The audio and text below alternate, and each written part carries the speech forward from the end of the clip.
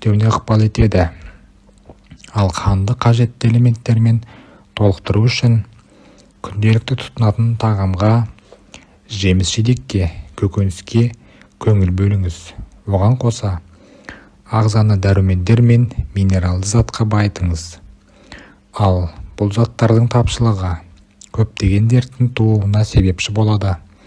Мәселен, ұзаққа созылған диета, асқазан ішек жолдарының дұрыс жұмыс істемеуі, ағзаның қоректік заттарды жоғалтуы және кальций мен магнийдің жетіспеушілігі, сондай-ақ несеп айдайтын және холестерин деңгейін төмендететін препараттарды шамадан тыс қабылдау және глюкокортикоидты гормоналды заттарды қолдану, физикалық күш салу, аяқ бұлшықеттерінің қабынуы, жіліншік аймағында түйіннің пайда болуы, варикозды кеңею, артроз және артрит,